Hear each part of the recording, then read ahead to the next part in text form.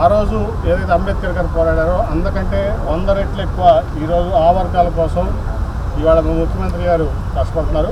దానికి ఆయన ఆలోచనలకి, ఆయన కళలకి, ముఖ్యమంత్రి గారి కళలకి, అట్లాగే ఆశయాలకి ఇవాళ బాబాసాహెబ్ అంబేద్కర్ గారి విగ్రహాలు ఇంత ముందు చూసాం మనం.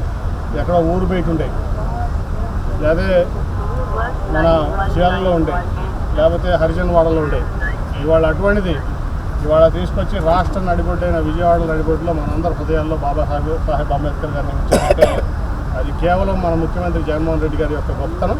దానికి మేమందరం కూడా ఈ రాష్ట్ర ప్రజల తరఫున అభినందించుకోవాలి. ఇటువంటి గొప్ప కార్యక్రమం రేపు సాయంత్రం 3 గంటలకి ముఖ్యమంత్రి గారి చేతి మీద ఆవిష్కరించడం, తర్వాత ఆ కార్యక్రమాలన్నీ కూడా రాష్ట్ర వ్యాప్తంగా కూడా అందరూ కూడా ఇక్కడికి వచ్చి దాన్ని మరి ఆ వేడుకని వీక్షించబోతున్నారు. దానికి కూడా ఏదైనా కానీ ఈ ఎక్కడా కూడా చాలామంది వెనకబడిన తరగతి వారు, అట్లాగే షెడ్యూల్ తరగతి వారు ఏర్పాటు చేసినటువంటి పార్టీలు ఉన్నాయి ఈ దేశంలో. అట్లాగే నేను చాలా రాష్ట్రాలు పర్యటించాను ఎంపీగా. అట్లాగే ముఖ్యమంత్రులు షెడ్యూల్ కులాల నుంచి ముఖ్యమంత్రులు అయినటువంటి వాళ్ళు ఉన్నారు. వాళ్ళు ఎవరూ చేయలేనటువంటి పని ఇటువంటి విగ్రహాన్ని రాష్ట్ర నడిబొడ్డులో, విజయవాడ నడిబొడ్డులో ఉంచినటువంటి ఘనత ఓన్లీ వన్ అండ్ ఓన్లీ మన వైఎస్ జగన్మోహన్ రెడ్డి గారికే దక్కుతుందని మనం తెలియజేస్తూ ఈ సందర్భంగా అటువంటి గొప్ప కార్యక్రమాన్ని చేసినందుకు ఆయన అభినందిస్తూ నేను సెలవు తీసుకున్నాను. అలా సార్, తెలుగుదేశం పార్టీ అసలు 400 కోట్లు పెట్టి దీన్ని నిర్మించాల్సిన అవసరం ఉంది, 100 కోట్లు సరిపోదు, ఎంత ఖర్చు అవుతాం ఒక విగ్రహానికి అని చెప్పి నేను పార్టీ ఆఫీసులో ఖర్చు పెట్టుకున్నాను. ఇప్పుడు మనం చూసాం ట్రాన్సిట్ సెక్రటరియట్లు, ట్రాన్సిట్ హైకోర్టులు అని చెప్పి ఎంత ఖర్చు పెట్టారండి.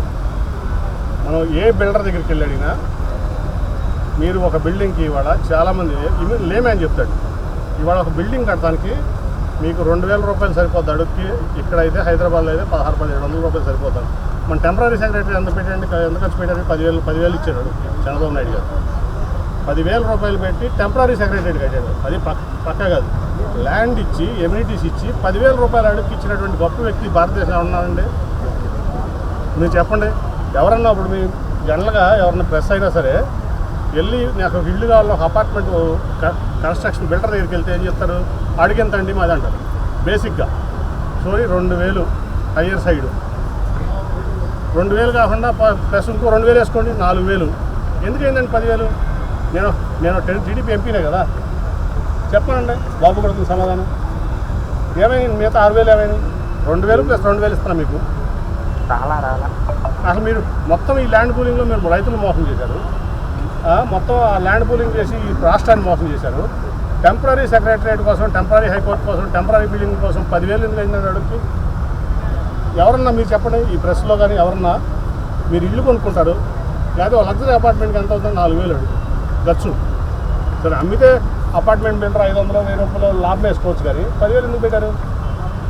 లేమని చెప్తాడు కదా మినిమం, అవునా కదా?